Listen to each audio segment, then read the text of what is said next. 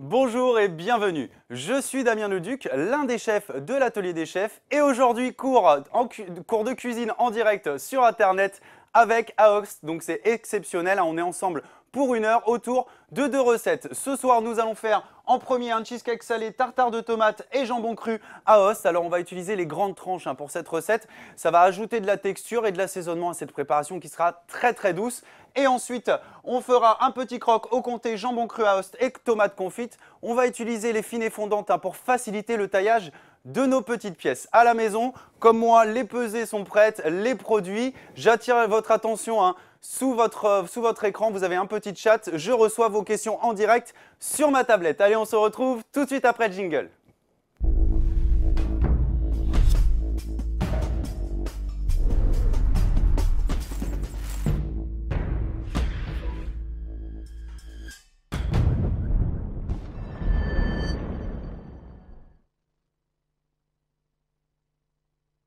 Allez messieurs dames, c'est parti pour 1 heure de petites pièces. Alors on est sur un cocktail aujourd'hui ensemble. Donc on va commencer par notre première recette, le cheesecake salé tartare, tomates et jambon cru. Alors je vous présente un petit peu les éléments de la recette. Donc pour notre cheesecake, nous avons besoin du fromage. Alors fromage à la crème, je ne vais pas vous citer de marque aujourd'hui, mais c'est le fromage un petit peu dense, un petit peu salé. Donc on va utiliser cette petite préparation. Alors j'attire votre attention aussi sur la pesée de crème liquide que vous avez sur la recette.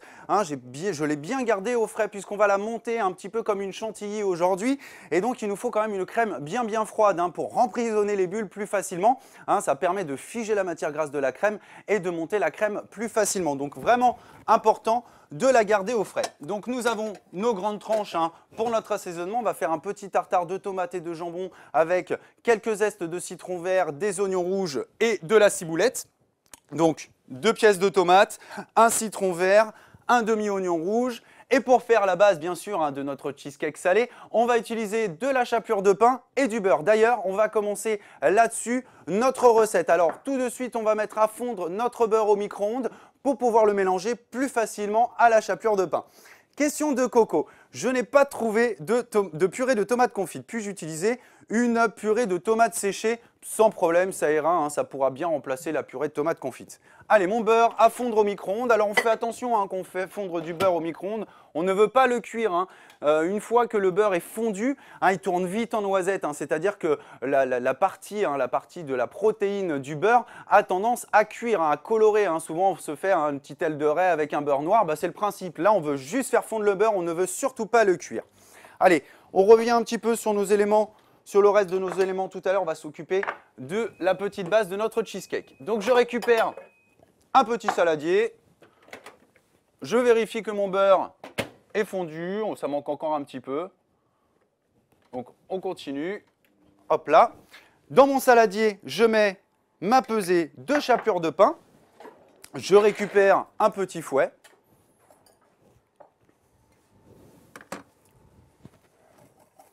Et on va rajouter notre beurre fondu directement dans notre chapelure. Alors ensuite, une fois qu'on aura fait notre petite base, je vais récupérer mes petites verrines. J'ai des petits verres à Bodega aujourd'hui, comme vous pouvez le voir.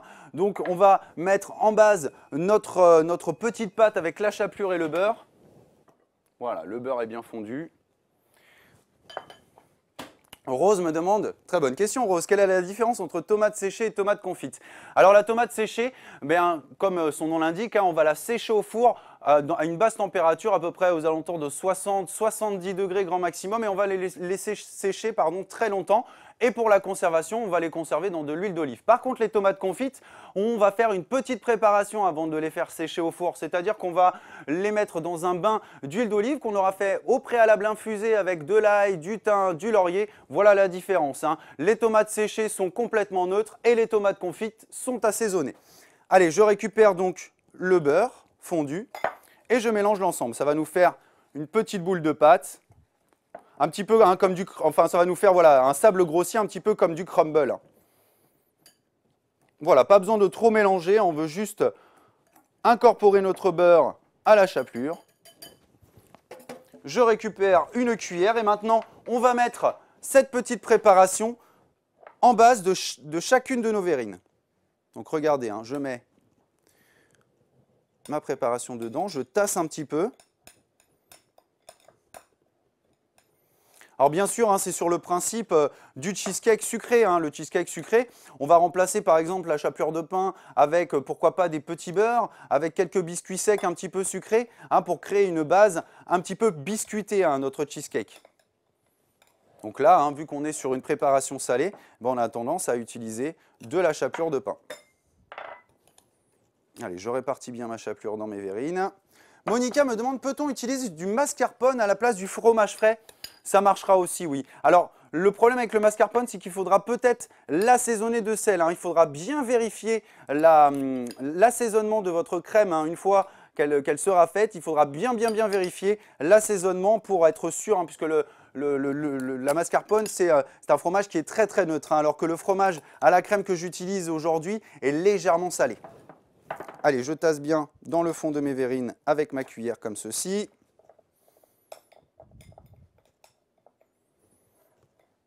Voilà, et les bases de nos cheesecakes sont prêtes. Et je mets maintenant mes petites verrines au réfrigérateur et on y revient un petit peu plus tard, pendant que on va commencer à s'occuper de la crème pour le cheesecake. Alors, j'attire votre attention sur l'appellation cheesecake. Pour un cheesecake sucré, on va lui faire subir une cuisson. Hein, c'est une préparation à base de fromage, hein, qu'on fait cuire un petit peu au four. Là, aujourd'hui, on est sur une préparation où on n'aura pas besoin d'allumer le four, on n'aura pas besoin d'allumer la plaque. On est vraiment sur une préparation entre guillemets basique. Donc nous avons notre fromage à la crème 100 grammes. On a nos 5 centilitres de crème. Je récupère un fouet. Alors là, on va monter notre crème en chantilly. Je vais vous montrer la petite astuce, hein, pour monter facilement une crème. Hein, il faut simplement réfléchir un petit peu, hein, comment la crème réagit quand on la fouette. Je récupère un saladier. Je mets ma crème dans le saladier. Voilà. Je récupère aussi un linge propre que je mets sur la base de mon saladier pour éviter, hein, que mon saladier aille dans tous les sens quand je mélange, hein, puisqu'on a quand même un saladier qui est assez rond, hein, et on va quand même bien sûr le maintenir, mais c'est pour éviter d'avoir un saladier qui ne soit pas stable.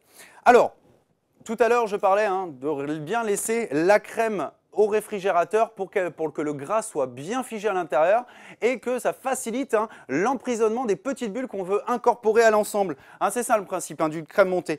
Donc toujours pensez à mettre de l'ampleur, hein, dans votre geste.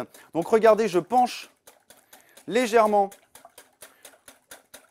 comme ceci mon saladier et on voit, hein, cette petite écume qui est en train de se faire, bah, c'est simplement la crème qui est en train de monter. Alors bien sûr, hein, si vous avez un batteur à main à la maison, on peut l'utiliser, hein, ça ne posera pas de problème.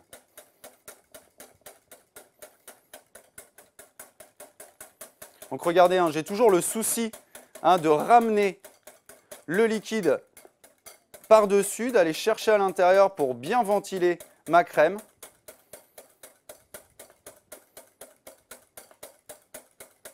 Alors je vous ferai remarquer aussi, hein, que je n'ai toujours pas mis d'assaisonnement. Hein, si on ajoute le sel directement dans notre crème, eh bien ça va faire ressortir l'humidité de la crème et va empêcher notre crème de bien monter. Donc toujours, hein, monter une crème neutre et ensuite on l'assaisonne.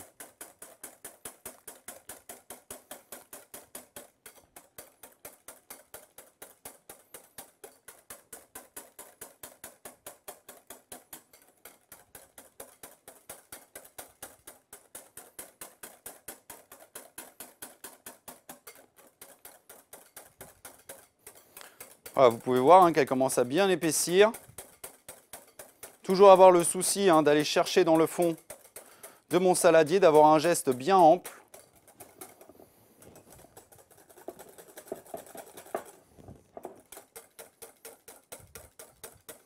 Alors bien sûr, hein, si je continue ce mouvement une fois que ma crème est bien montée, qu'est-ce qui va se passer? Eh bien ma crème va tourner en beurre, hein, c'est le principe.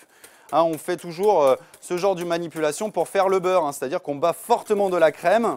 Hein, vous avez vu, d'un seul coup, regardez, hein, elle s'est durcie très rapidement. Donc je la serre bien avec mon fouet, hein, comme vous pouvez le voir, pour avoir une crème bien serrée. Et là, si je continue, eh bien l'humidité va se mettre d'un côté, le gras de l'autre. Le gras, ça sera le beurre, et l'humidité, on la retire. Philippe me demande pourquoi le sel fait-il ressortir l'humidité? Essayez à la maison, hein, vous prenez un légume, hein, je vous rappelle que les légumes contiennent beaucoup d'eau. En ce moment, par exemple, on est dans la saison de la courgette.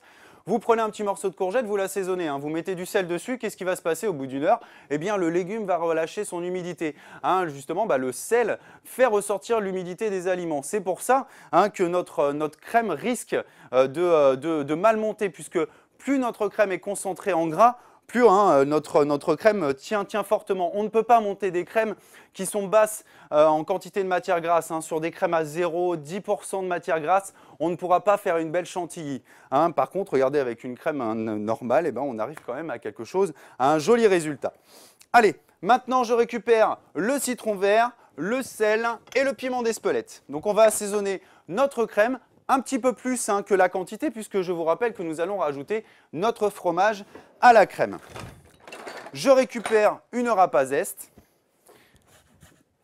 et je râpe mon citron vert dans ma crème.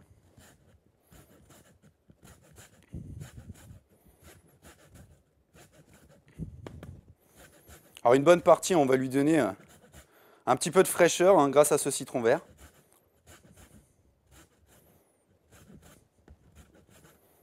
Voilà, allez, un bon 3/4 de fruits hein, suffira largement.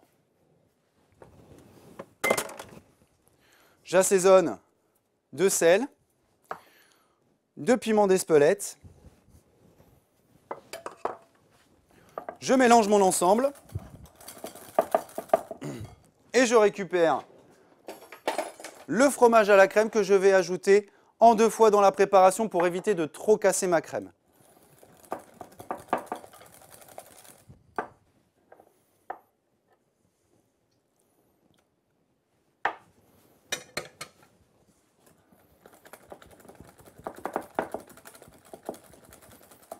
Et voilà, notre préparation à cheesecake est prête. Alors on va récupérer maintenant hein, cette préparation. Alors moi j'utilise une petite maryse, hein, c'est cette spatule très souple hein, qui permet d'aller chercher vraiment l'ensemble de la matière dans le saladier. Question de Audrey, peut-on remplacer le citron vert par le citron jaune? Oui on pourrait, mais ça apporterait moins de fraîcheur, moins d'exotisme, comment je pourrais dire ça? Ça sera moins exotique, voilà, ça sera moins exotique. Allez, je récupère donc une poche. Alors poche à douille, pas besoin de douille aujourd'hui, hein, puisqu'on va pocher directement, hein, on va juste couper le bout de notre poche pour mettre notre crème dans les verrines. Titi me demande pourquoi ajouter du fromage à la crème pour donner un peu plus de corps à notre ensemble. Vous imaginez, alors là on fait un cheesecake salé, hein, vous imaginez la texture du cheesecake, hein, quand c'est bien froid, on a une texture vraiment très onctueuse, mais quand même hein, qui a une certaine tenue. Eh bien c'est simplement pour apporter quand même de la tenue à notre chantilly. Si on ne rajoute pas de fromage à la crème, la chantilly risque de retomber, ne sera pas assez dure, on n'aura pas cette texture de cheesecake salé. Je récupère ma poche. Je retourne la partie supérieure. Alors, je suis gaucher, hein, donc ma main gauche toujours libre pour aller chercher les éléments. Je maintiens de ma main droite la poche. Je fais un trou au centre pour pouvoir mettre plus facilement ma crème.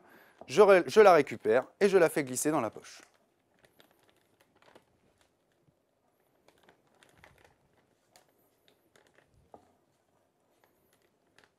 Voilà, tout simplement, on récupère bien tout. Hein.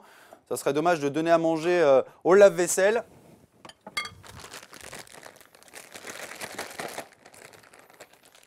Donc j'amène bien toute la masse dans le fond de ma poche. Je serre comme ceci avec mes mains. Je récupère les petites verrines qui sont au frais pour pouvoir mettre ma préparation dessus.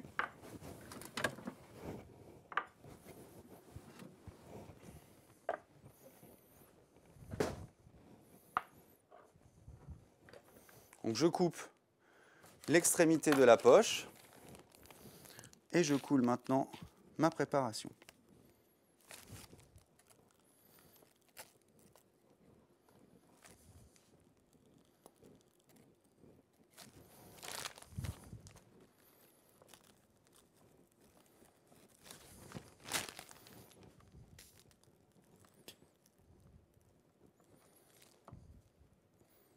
Vous avez vu, on en a vraiment pile pour 6 personnes.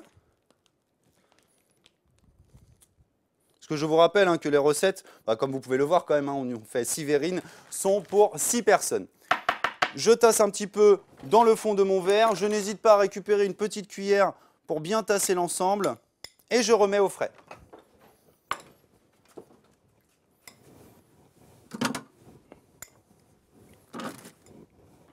Voilà. Voilà, les 3/4 de notre préparation est faite. On a fait notre petite base de cheesecake avec la chapelure de pain, le beurre fondu. On a bien mélangé, on a mis ça au fond de nos verrines. Ensuite, on a fait notre petit appareil à cheesecake. On a monté notre crème liquide à la main. Ensuite, on l'a assaisonné de sel, de piment d'Espelette. On a récupéré le zeste du citron vert. On a bien assaisonné l'ensemble. On a rajouté notre fromage à la crème en 2 fois pour éviter de trop casser notre chantilly. Et ensuite, on l'a mis en poche à douille et on a moulé cette préparation dans nos verrines qu'on a remis tout de suite au frais. On va s'occuper maintenant du petit tartare. Alors, un conseil à la maison, faites comme moi, récupérez un petit morceau de papier absorbant. On passe un petit coup de propre, on retire tous les éléments qui peuvent rester de chapelure, de crème, pour pouvoir continuer notre recette sur un beau poste de travail bien propre. Célia me demande, peut-on préparer cette recette à l'avance? Oui, bien sûr, et si oui, comment la conserver? Au réfrigérateur, obligatoirement. Alors moi, je vous donne un petit conseil. Faites votre préparation de cheesecake. On fait la petite crème, on fait la petite base, on met ça dans nos verrines. Alors vous filmez bien les verrines si vous voulez conserver quand même 2-3 jours votre préparation. Vous filmez bien individuellement avec du film étirable classique vos petites verrines et votre tartare de tomates avec le jambon, avec les grandes tranches, on le fait vraiment qu'au dernier moment. Puisque qu'est-ce qui va se passer?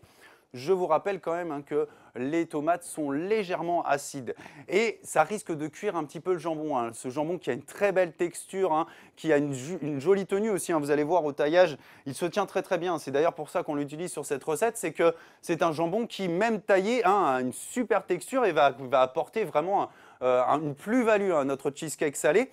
Mais le problème, si on veut conserver cet ensemble pendant pas mal de temps, c'est que le jambon, au contact de la tomate, au contact de l'acidité de la tomate, risque de cuire et de perdre en texture et en goût. Donc vraiment au dernier moment, juste avant la dégustation, eh bien, vous faites la petite préparation que nous allons faire maintenant. Alors tout d'abord, je récupère mes 2 pièces de tomates, un épluche tomate,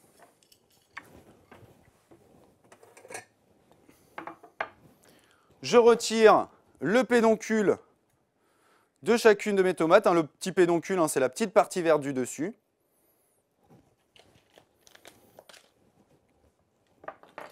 Et maintenant, avec mon économe, j'épluche mes tomates.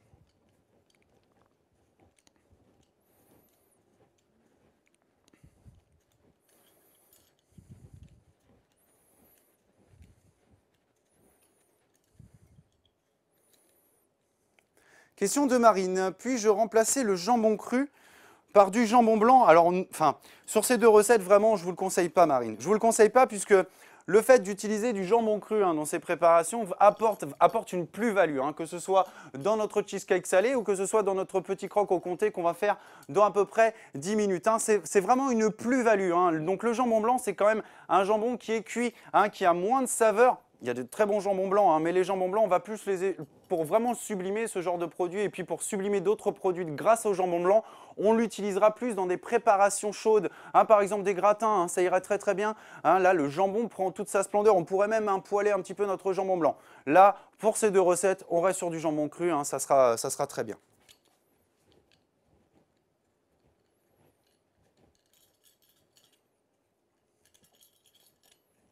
Allez, j'épluche mes tomates. Ensuite, ces tomates, on va les couper en 4, en 4 quartiers. On va retirer l'intérieur. On ne va pas garder les pépins pour notre recette. On va récupérer juste la chair que nous allons tailler en petits dés. Et ensuite, on va rajouter avec notre oignon rouge, nos dés de jambon et notre ciboulette.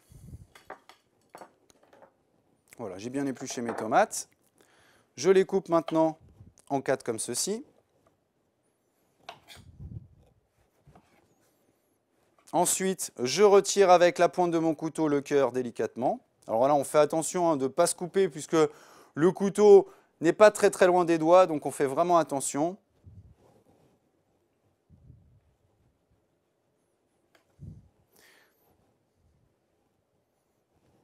Arnaud me demande, je n'ai pas d'épluche tomate, une alternative chef? Oui, alors il y a l'alternative de monder les tomates. C'est une appellation qui veut dire de mettre une casserole d'eau à bouillir.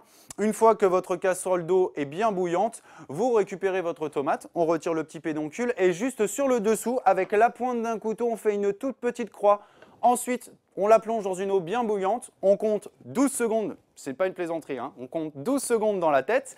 À côté, on se prépare un petit saladier d'eau froide, on vient récupérer les tomates dans l'eau et on les plonge directement dans l'eau froide. Une fois que nos tomates sont rafraîchies, on les récupère. Vous allez voir avec la petite croix dans la peau que vous aurez fait au dos, sur le dessous de la tomate, la peau va se retirer très facilement. Mais on pourrait même se permettre de la conserver pour un petit tartare comme ça. Alors en termes de texture, c'est intéressant de retirer la peau, puisque la peau a tendance déjà au niveau de digestion, c'est pas le mieux. La peau de la tomate a du mal à se digérer. On a du mal vraiment à la digérer, alors que le problème, c'est que si on ne retire pas la peau, on aura la peau qui va se fixer entre les dents, tout ça. Moi, j'aime pas trop ces petites préparations-là, donc c'est pour ça qu'on retire la peau. Et puis même, regardez, j'ai l'épluche tomate, mais on peut aussi le faire à l'économe. Si vous avez un économe fin à la maison, ça sert d'alternative, pas besoin de l'épluche tomate. Allez, maintenant je récupère donc un couteau, je taille des petites lamelles comme ceci, et ensuite dans l'autre sens. Ligaya me demande, chef, je trouve que le jambon cru est trop salé. Eh bien justement, très intéressant d'être là aujourd'hui pour vous, puisqu'on va utiliser, je vous rappelle, j'en ai parlé tout à l'heure en début de cours, on va utiliser nos grandes tranches en guise d'assaisonnement de notre préparation. On a une préparation très douce, je vais très peu saler, je ne vais même pas du tout saler mon petit tartare de tomates. Le jambon sert d'assaisonnement et aussi améliore la texture. Donc, ce qui est vraiment intéressant avec le jambon cru à os, c'est vraiment de l'utiliser comme assaisonnement et pour sublimer une recette, c'est parfait. Puis on a vraiment un jambon qui est très raffiné pour les grandes tranches et aussi pour les fines et fondantes. Je vous conseille vraiment de faire ce genre de préparation. Et vous allez voir, ça va vous réconcilier avec l'assaisonnement du jambon cru.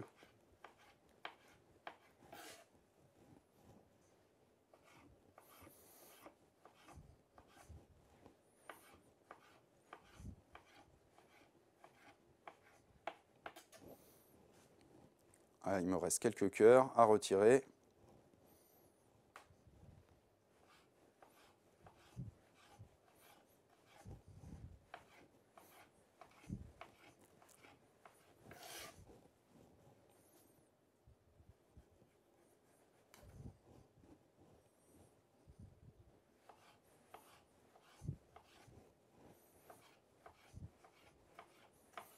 Voilà, mon petit tartare de tomates est taillé. On récupère un autre récipient.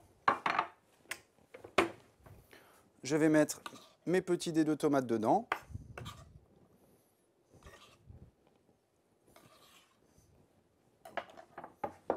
On retire les épluchures et les cœurs, pas besoin de les garder. On pourrait se les garder de côté pour faire un petit coulis de tomates, pourquoi pas, ça serait très bien.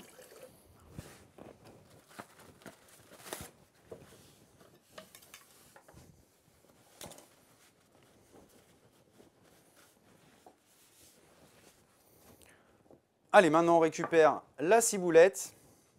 Alors la ciboulette, on va la ciseler très finement avec notre couteau comme ceci. On va la tailler vraiment en tout petit.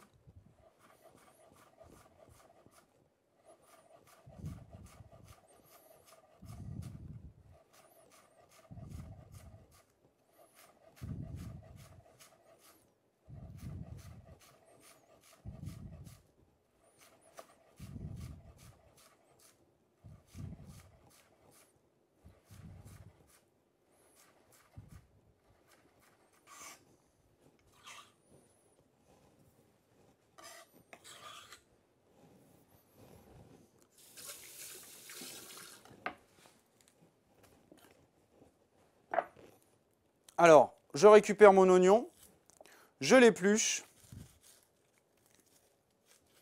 Donc je retire les extrémités, la première peau.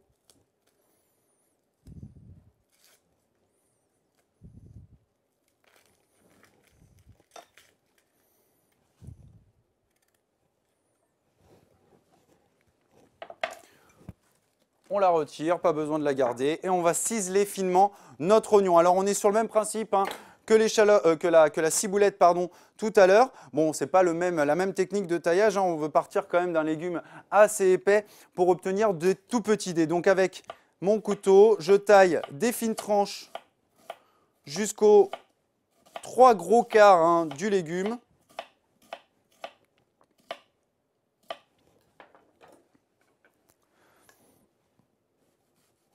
Je retaille ensuite dans l'autre sens.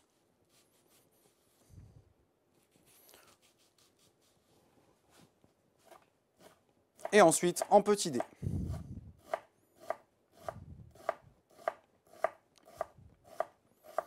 Question de Eric. Chef, avez-vous des conseils pour bien choisir son jambon cru? Je ne sais jamais lequel acheter. Bien, je vous rappelle, hein, sur la page que vous êtes aujourd'hui, on est sur Aoste. Et bien, voilà, vous avez votre réponse. Hein. Alors, je vous explique quand même, hein, on est quand même sur un cahier des charges qui est quand même assez important. On a des cochons hein, qui sont élevés en France, qui sont produits, enfin, produits, j'allais dire fabriqués en Isère, hein, dans la ville d'Aoste. Et donc, on est sur un super produit. Hein. Là, vous êtes sûr d'avoir vraiment un jambon hein, de grande qualité, raffiné. Hein. Je vous rappelle quand même que ça fait partie hein, de la grande charcuterie. Hein. C'est le jambon préféré des Français. Donc, on peut vraiment hein, toujours se tourner vers cette marque et on est sûr d'avoir de la qualité. Et puis, je vous rappelle quand même que la gamme hein, Aoste est quand même très importante. Vous avez beaucoup de variétés, donc un choix quand même assez large. Donc, tournez-vous hein, toujours sur cette marque pour avoir vraiment un jambon tout le temps de qualité. Guillaume me demande, chef, quels sont les avantages d'un couteau en céramique? Tout. Surtout pour les novices, hein, souvent à la maison. Alors à la maison, on a l'habitude hein, d'utiliser des couteaux. Alors, qui vont couper 4-5 fois et puis au bout d'un moment, tiens, le couteau coupe plus. Alors c'est vraiment très intéressant d'utiliser de la céramique puisque c'est un couteau, c'est une lame hein, qui demande très peu d'entretien. Hein. Il n'y a pas besoin de l'aiguiser tous les 4 matins. Hein. C'est un couteau qui peut s'utiliser 50 voire 100 fois sans avoir besoin de l'entretenir. On a un couteau qui est très léger, hein, donc facile, très maniable et parfait pour apprendre les taillages, hein, puisqu'on a quand même un couteau qui n'est pas très lourd, hein, donc on a vraiment hein, une bonne prise en main. Et puis, bon, le seul petit inconvénient entre nous, c'est quand on fait de la viande, hein, puisque dès qu'on tombe sur un os, on a un couteau qui est très fragile, donc très cassant. Donc, utilisez-les. Regardez, vous allez voir, on va tailler les grandes tranches. Hein, vous allez voir, avec la souplesse de nos grandes tranches, on n'aura aucune difficulté à utiliser nos couteaux en céramique pour notre taillage. Mais si on utilise, par exemple, si on veut faire, je sais pas, une viande désossée, hein, par exemple un carré d'agneau, on veut retirer hein, les petits morceaux de tendons qu'on trouve sur les os, et bien surtout on n'utilise pas un couteau en céramique, on risque de casser le couteau. Allez, on va s'occuper maintenant de notre jambon.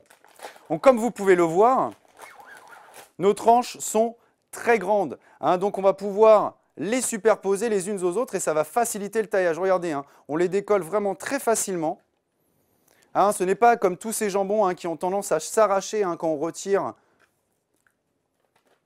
le petit morceau de plastique. Donc regardez, je superpose mes belles tranches. On les voit, elles sont bien brillantes. Déjà, on a une très bonne odeur aussi hein, qui se dégage de ce jambon. Question de Rodolphe. Je n'ai pas compris, le jambon Aoste, c'est italien? Jamais de la vie. Hein, Aoste, c'est en France, c'est bel et bien français, c'est dans la vallée d'Isère. Dans la vallée d'Aoste, ils vous font du jambon, mais c'est très peu commercialisé et ça n'a strictement rien à voir avec ce qu'on peut faire nous en France. Hein, on est quand même sur des productions qui sont beaucoup plus importantes. Et détrompez-vous, Aoste, ce n'est pas en Italie, c'est bel et bien en France, dans les contreforts des Alpes, hein, dans l'Isère. Et voilà, c'est à cet endroit-là qu'est fait le jambon Aoste. Voilà. Allez, je superpose mes tranches.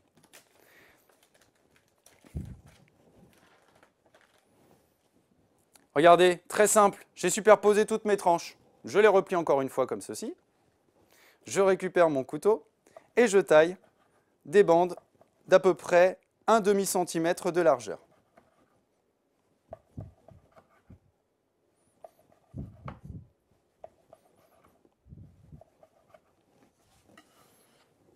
Je les retourne très légèrement et je retaille dans l'autre sens.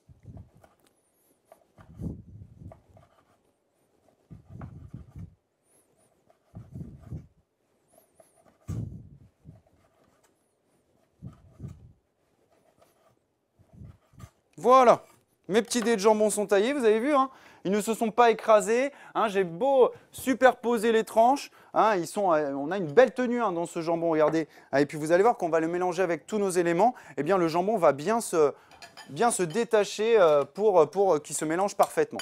Voilà, je mets donc mon petit tartare de tomate, mon oignon rouge ciselé avec la ciboulette. J'ajoute le jambon comme ceci. Le piment d'Espelette, un petit peu d'huile d'olive pour assaisonner l'ensemble.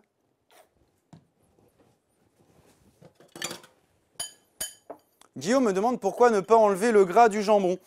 Alors Guillaume, enlever le gras du jambon, c'est comme si on disait, bah tiens, sur le poulet, on laisse les solilès. Hein. Vous savez, les solilès, c'est les deux meilleures parties hein, du jambon. Alors moi, c'est mon avis personnel. Moi, je trouve que c'est la meilleure partie du jambon. Hein. Le gras, c'est ce qui développe le goût. Hein. Alors, souvent, on entend maintenant hein, dans les émissions culinaires, le gras, c'est le goût. Mais ce n'est pas une plaisanterie, puisque le gras a une tendance à figer en bouche. Hein. Donc, fige les goûts en bouche. C'est pour ça que souvent, les préparations grasses, eh bien, on a l'impression hein, qu'elles sont très, très longues en bouche. Et c'est d'ailleurs pour ça qu'on est gourmand hein, des préparations grasses. Et ce gras, si on le retire, eh bien, ça va retirer de la valeur gustative à notre préparation. Donc toujours, très important, laissez le gras du jambon. La petite couenne, si vous en avez, bon là sur le jambon à os, vous n'en trouverez pas, mais si vous avez une petite couenne, on peut la retirer, mais le gras, il faut vraiment le laisser. Voilà, notre petit tartare de jambon et tomate est fait. Je récupère maintenant mes petits cheesecakes et on va mettre notre tartare par-dessus et on va garder l'ensemble au frais jusqu'à la dégustation. Allez, je vais vous faire un petit récapitulatif pendant que je suis en train de faire mes petites verrines. Donc, dans un premier temps, on a fait notre petit mélange chapelure de pain beurre fondu. On a mis ça dans nos verrines. Ensuite, on a mis les verrines au frais. Ensuite, on s'est occupé de l'appareil à cheesecake salé. On a donc monté la crème liquide. On l'a assaisonné avec du sel, du piment d'Espelette, des zestes de citron vert. Ensuite, on s'est occupé de la mélanger avec le fromage à la crème.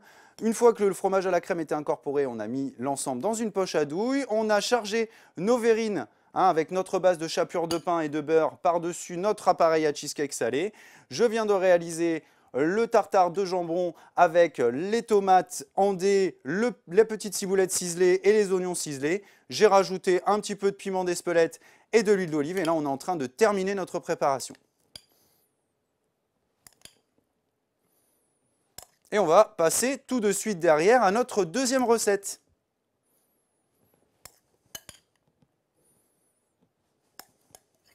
Alors ça, c'est vraiment idéal, surtout en ce moment. Hein, on commence à voir les beaux jours qui reviennent. Hein, on est vraiment sur quelque chose de frais, même si on a un mois de mai un petit peu difficile cette année. Bah, ça permet de mettre un petit peu de soleil dans les assiettes hein, plutôt que dans le ciel. Hein. On a un petit peu du mal en ce moment, donc il ne faut pas se priver sur des préparations fraîches et aussi goûteuse que celle-là. Et voilà notre petit cheesecake salé de réaliser avec nos grandes tranches. Allez, on met l'ensemble au réfrigérateur, on passe un coup de propre et on passe à la deuxième recette. Arnaud me demande, peut-on remplacer la ciboulette par du basilic dans cette recette? Très bonne idée Arnaud. Oui, ça aurait pu être une alliance que j'aurais pu faire sur cette recette. Oui, très bonne idée. Allez. Un petit coup de propre.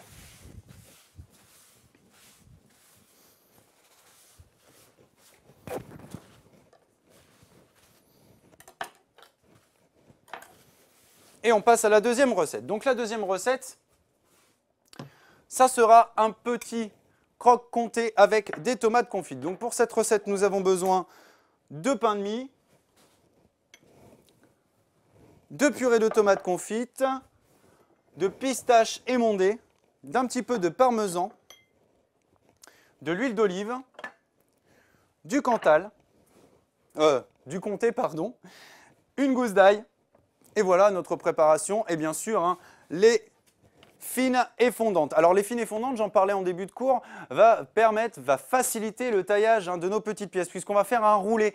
Si on utilise du jambon un petit peu trop épais, un petit peu comme les grandes tranches, alors ce n'était pas beaucoup plus épais, on a quand même des tranches qui sont relativement fines, mais là le taillage en sera simplifié puisque ce jambon a une texture vraiment très fondante et les tranches sont très fines. Donc ça va faciliter le taillage de nos petites pièces. Catherine me demande, peut-on remplacer la ciboulette par de l'aneth? Alors là non Catherine.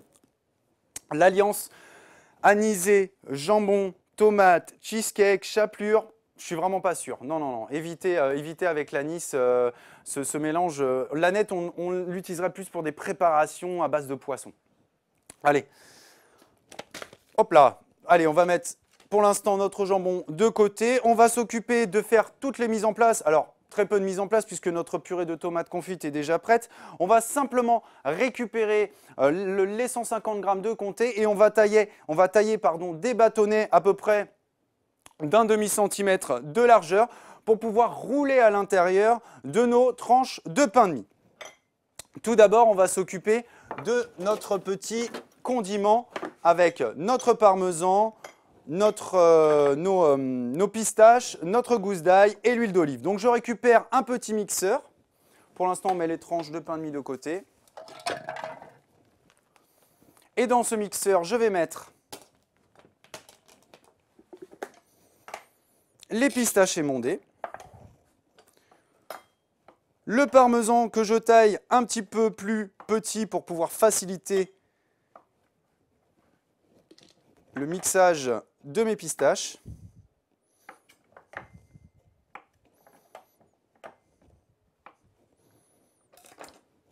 La gousse d'ail, on ne va pas l'utiliser en entier, on va utiliser qu'une moitié. Donc on peut déjà la couper en deux comme ceci. On fait attention, on va retirer le germe à l'intérieur. Le germe, c'est souvent cette petite partie blanche qu'on peut voir. Alors, soit elle est blanche, soit elle est verte, tout dépend de la maturité de la gousse d'ail. Donc je viens avec ma pointe de couteau la retirer. Et voilà, comme ça permet de mieux digérer l'ail.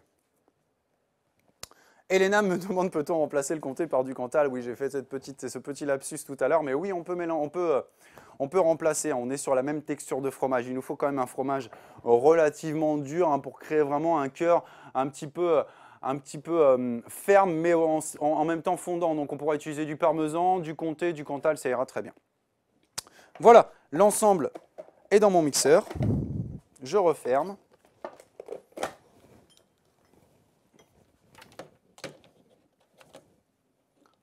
Je le branche, bien sûr, et je mixe.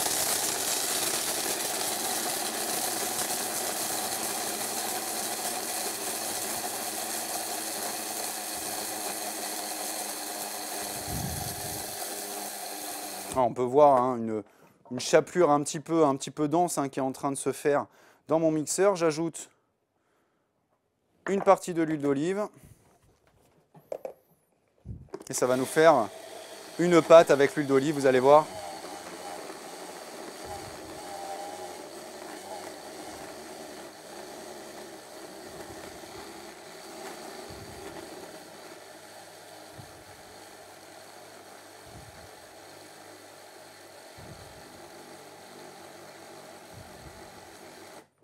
Et voilà. Notre petit condiment à la pistache et à l'ail est prêt. On récupère un petit récipient, on met ça dedans et on y revient pour le dressage final. Regardez cette belle pâte. Ça nous fait penser un petit peu à un pesto. Regardez la couleur.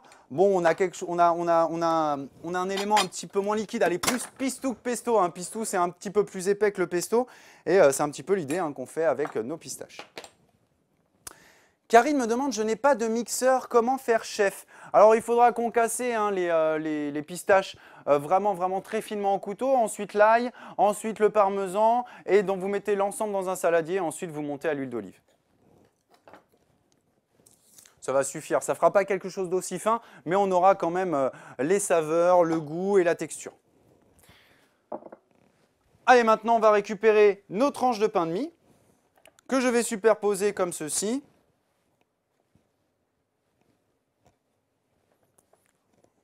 Alors j'ai 6 tranches de pain de mie.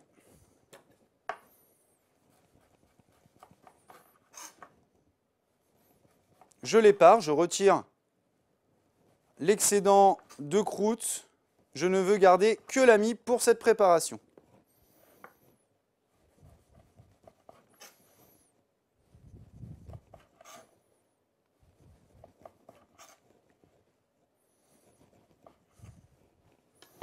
Alors, ces petites croûtes, pas besoin de les jeter, on les garde, on les met de côté. Vous savez pourquoi? On les fait sécher et ensuite on se fait sa petite chapelure de pain maison. Hein, il suffit juste de faire sécher les croûtes, ensuite vous les mixez très finement et vous avez votre chapelure de pain maison. Guillaume me demande, je suis allergique aux arachides. Par quoi remplacer les pistaches? Dans ces cas-là, Guillaume, ce qu'on peut faire, c'est faire un vrai pistou. Alors, je ne sais pas si l'allergie aux arachides pose un problème sur les pignons de pain. Si ça ne pose pas de problème, vous récupérez de l'ail, des pignons de pain avec une botte de basilic, un petit peu d'huile d'olive, de l'ail, vous mixez l'ensemble et vous allez obtenir un pesto, un pistou très dense. Un petit peu le même résultat hein, qu'on a là aujourd'hui et on pourra se passer de pistache et puis ça ira très très bien pour la recette.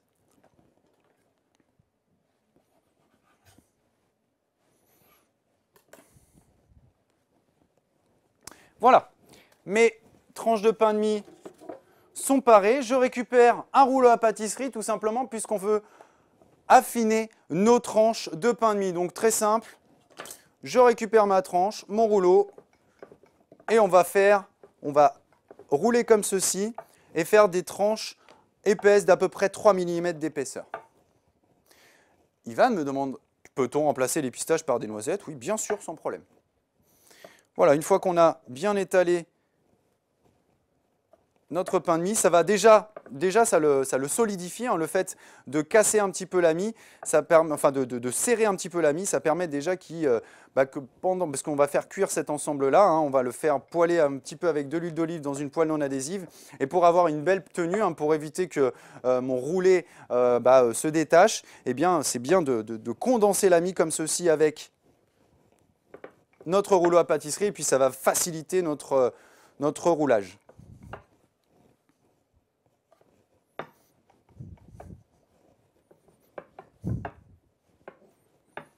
Alors je n'appuie pas fort, hein, il suffit simplement de passer le rouleau dessus comme ceci.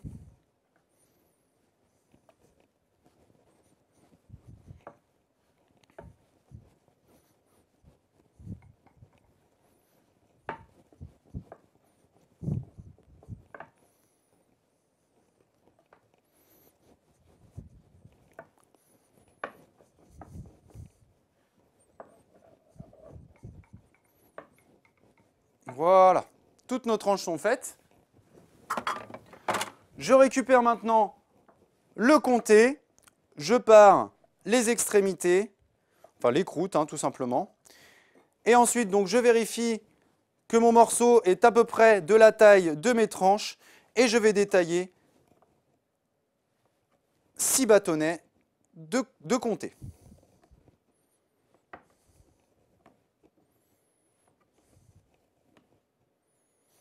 Et voilà, notre ensemble est taillé. Il nous reste un petit morceau de comté, on peut le garder pour se le manger. Alors, on peut se faire aussi, hein, regardez, s'il vous reste aussi quelques tranches de jambon à os, que ce soit les fines et fondantes ou les grandes tranches, vous pouvez vous permettre de tailler des petits morceaux comme ceci de comté, de récupérer des tranches, de les tailler à peu près en 3 hein, dans la longueur et vous enrobez ce petit morceau de fromage dans votre tranche de jambon cru, on met un petit pic et ça vous fait votre troisième pièce de la soirée pour notre apéritif.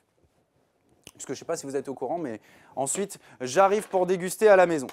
Allez, on continue. Donc on a taillé nos morceaux de comté. Ça, mon petit condiment, on y revient plus tard. Je récupère la purée de tomates confites et bien sûr les fines et fondantes. Lou me demande, pourrait-on faire toaster les tranches afin d'apporter du croquant à la recette? Eh bien Lou, attendez la fin, on n'y est pas encore. Bien sûr, on va les rendre un petit peu croustillantes. Si on toast les pains de mie maintenant, qu'est-ce qui va se passer? On ne va pas pouvoir bien les affiner. Si on les toast maintenant, eh bien on ne va même pas pouvoir faire notre montage, hein, puisqu'elles vont être très cassantes, très craquantes. Par contre, une fois que notre montage sera fait, on va mettre une petite poêle non adhésive à chauffer avec un petit filet d'huile d'olive et on va faire toaster notre petit rouleau dedans. Ne vous inquiétez pas, on y arrive. Allez, je continue. Donc je récupère une cuillère.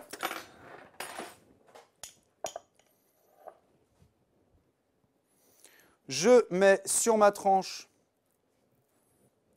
de la purée de tomates.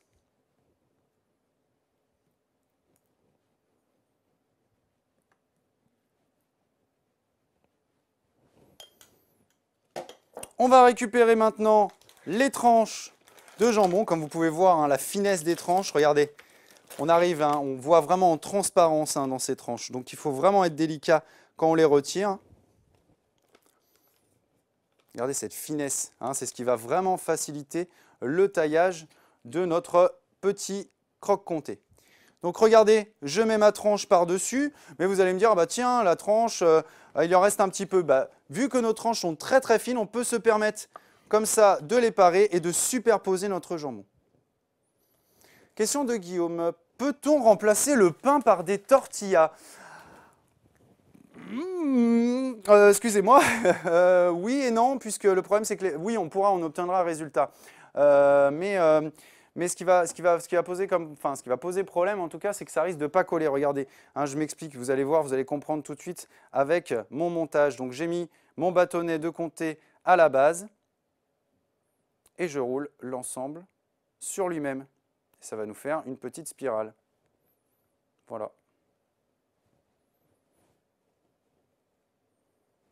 Et voilà notre petit rouleau de près. Et on va faire ça avec nos 6 tranches. Donc encore, je récupère ma tranche de pain. J'étale comme ceci sur la tranche. Je récupère une tranche de jambon.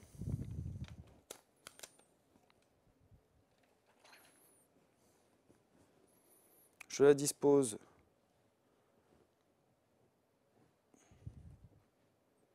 sur le pain et la tomate. Je pars un petit peu. On gâche rien. Le jambon, ça ne se gâche pas. Donc je superpose légèrement. Je récupère mon petit bâtonnet de Cantal et je roule.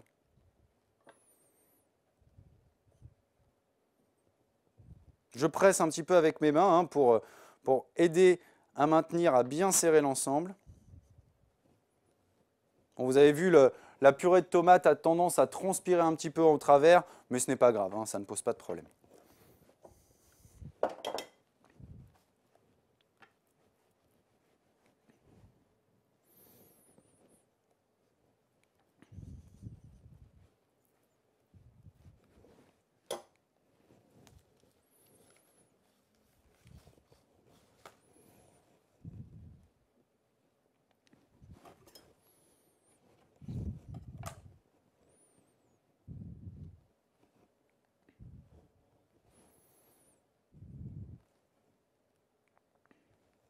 Voilà, je roule bien, je scelle dès que je fais un bon tour et dès que j'ai roulé l'ensemble, je n'hésite pas à légèrement presser sur le fond pour éviter hein, que mon petit sandwich, hein, mon petit roulé s'ouvre.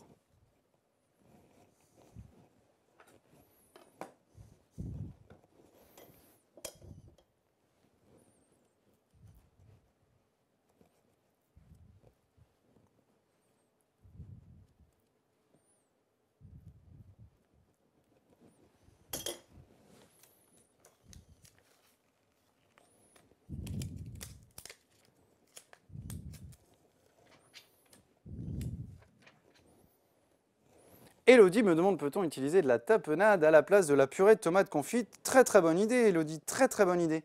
Oui, ça remplacerait parfaitement la purée de tomates confite. Très très bonne idée. Le pesto aussi irait très bien.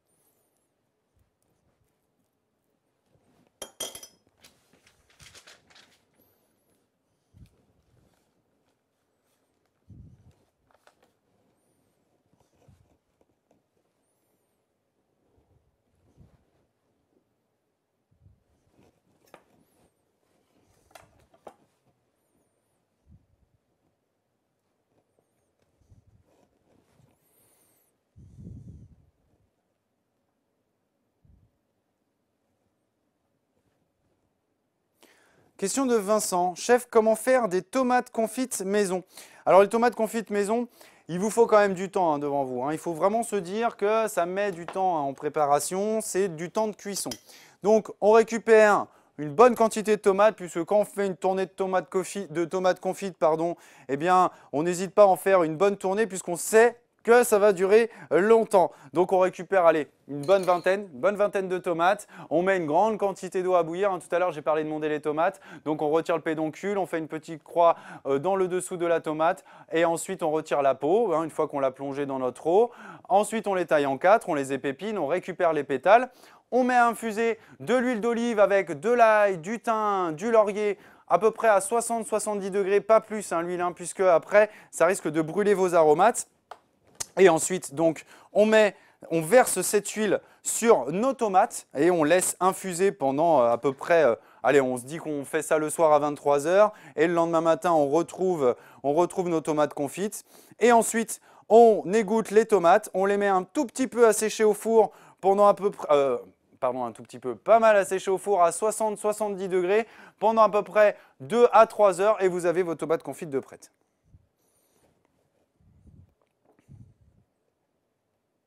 Allez, je finis de rouler. On passe à la cuisson de nos petits roulés, ensuite le taillage et le dressage final. Donc je récupère une poêle, non adhésive de préférence. J'allume le feu sous ma poêle. Je récupère une petite pointe d'huile d'olive et on va mettre à colorer nos petits roulés. Alors on fait attention bien sûr de ne pas faire chauffer trop fort la poêle. Donc tout d'abord, bien sûr, on la met au maximum pour qu'elle chauffe relativement rapidement, mais on va tout de suite baisser la poêle une fois qu'elle sera bien chaude. Je vais récupérer une assiette. On va mettre nos roulés dessus. Elodie me demande: peut-on passer les roulés au four plutôt que dans une poêle? Alors si on les passe au four, Elodie, ils ne vont pas colorer rapidement. Donc qu'est-ce qui va se passer? Eh bien le comté va fondre au milieu, le jambon va perdre de la texture, puisque là on veut juste colorer les morceaux de pain, on ne veut pas subir de cuisson à notre ensemble. Si on subit une cuisson, on risque de perdre complètement nos filets fondantes, puisque vous avez remarqué, elles sont très fines, elles ont une texture très fondante. Donc si elles prennent un petit peu trop de chaleur, on risque de les perdre pendant la cuisson. Guillaume me demande pourquoi utiliser une poêle non adhésive. Tout simplement puisque c'est beaucoup plus facile de manipulation. Ça ne va pas accrocher au fond de ma poêle. Donc vous pouvez voir que mon huile est fumante. Donc je baisse tout de suite le feu pour éviter de chauffer trop l'ensemble. Et regardez, je commence le premier côté à poêler. C'est le côté justement qui a créé mon petit roulé. Alors regardez, là dès que j'arrive au bout, eh bien, je mets de ce côté pour sceller l'ensemble plus facilement.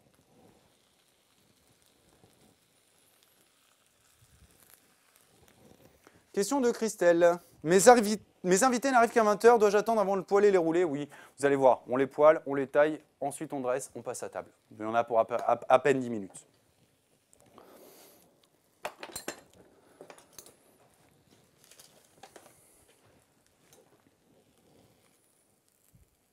On vérifie, on fait attention, puisque le pain a tendance à colorer très rapidement.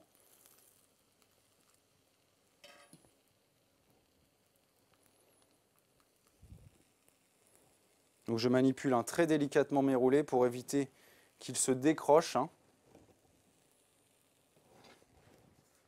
Et voilà donc nos grandes tranches pour notre cheesecake salé et nos filets fondantes pour notre petit croque au comté. Donc on a presque terminé. Là on va passer au dressage. Donc je vais simplement retirer ma planche. On va donc tailler tous nos éléments en à peu près 1 cm de longueur. Ça suffira largement. Je vous fais un petit récapitulatif pendant la cuisson.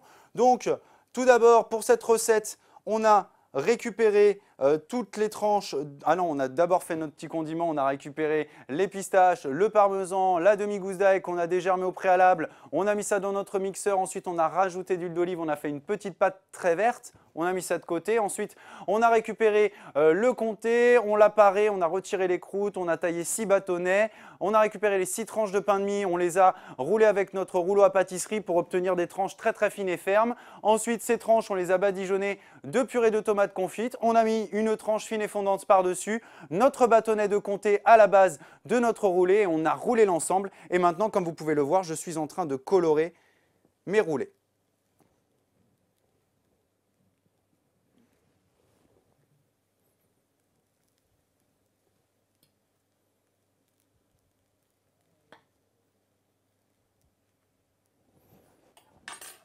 Voilà, allez, on va passer au dressage. Donc je récupère une belle assiette. Je sors les cheesecakes qui sont prêts à être dégustés.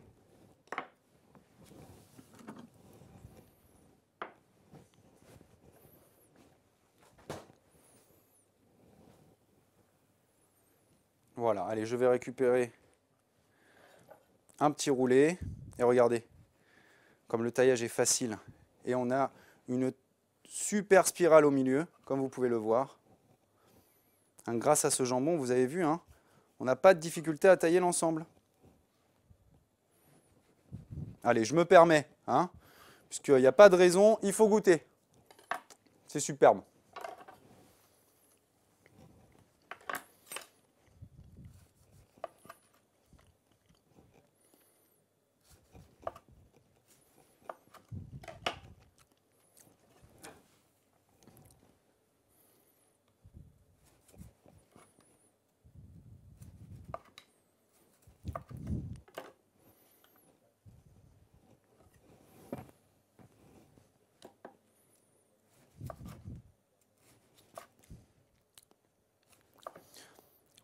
Et les Wed me demandent, pourrait-on ajouter de la mozzarella? C'est une bonne idée ça, très bien, oui, très bien.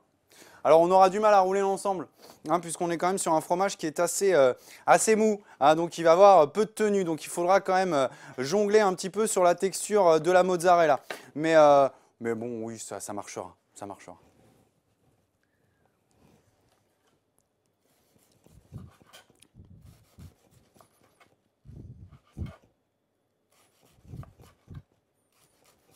Et voilà nos petites pièces de taillées. Je récupère donc mon petit condiment. Je fais une pointe comme ceci. 2, 4, 6, 8, 10, 12, 14, 16, 18, 20, 21. Allez, on va essayer de faire 21 petits points.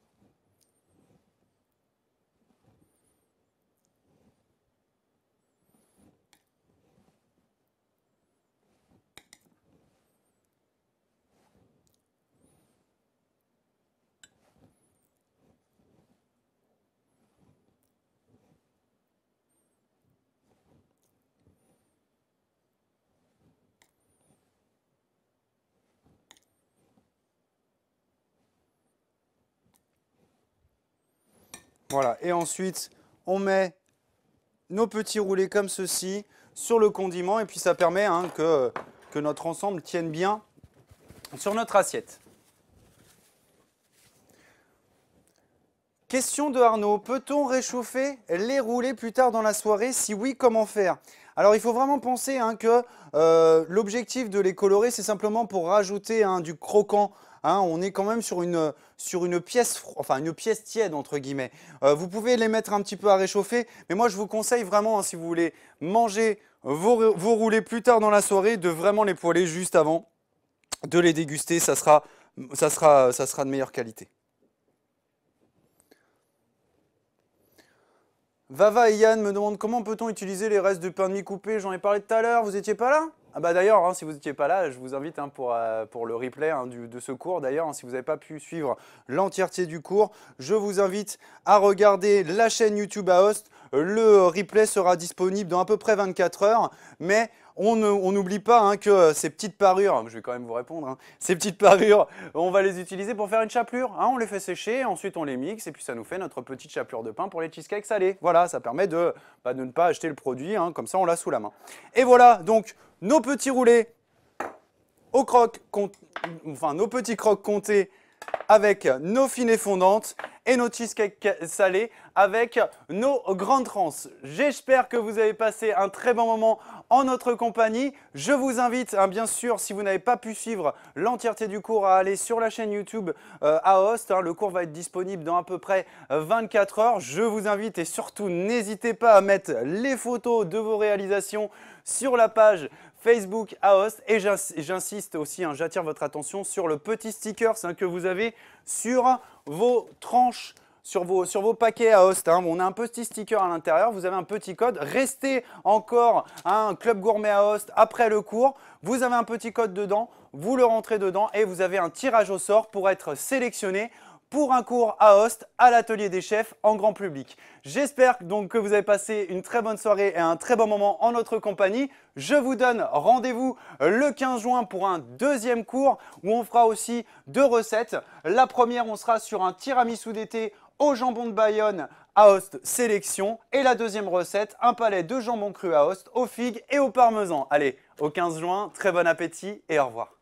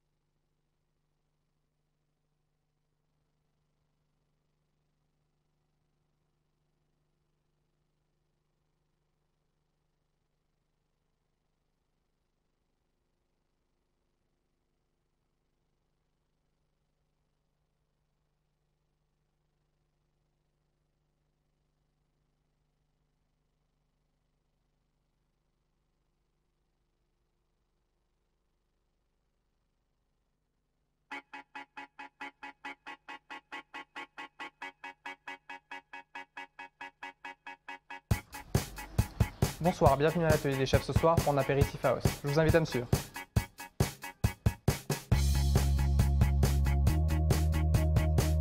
Voilà pour vous. Mesdames, Messieurs, bonsoir. Bienvenue à vous tous. Ce soir, cours un peu spécial puisqu'on a travaillé en partenariat avec Aost. L'idée, en fait, c'est de se servir des produits, différents produits Aost comme base en fait de cuisine. Parce que Aost, tout le monde connaît et il y a aussi en fait un réel sérieux derrière au niveau de la sélection. Donc au niveau des recettes, on aura un risotto aux fenouilles.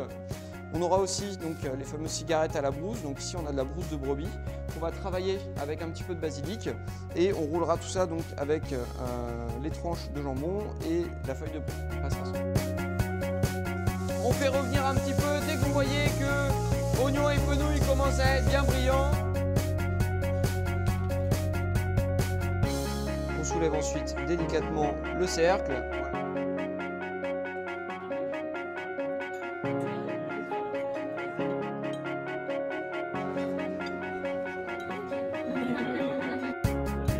Très bonne soirée avec des bons produits et surtout des petites techniques pour apprendre à cuisiner. C'est une marque qui est connue, qui a une bonne réputation, les produits sont de qualité, donc voilà, c'est une marque de confiance. Très instructive et puis on se rend compte qu'avec des aliments simples on peut faire des choses super bonnes, donc ça fait plaisir. Et le résultat est fabuleux, c'est vraiment très bon. Ça donne envie après de cuisiner à la maison, le repas. J'en achète déjà habituellement, donc je découvre pas spécialement, mais oui, je vais continuer à en acheter.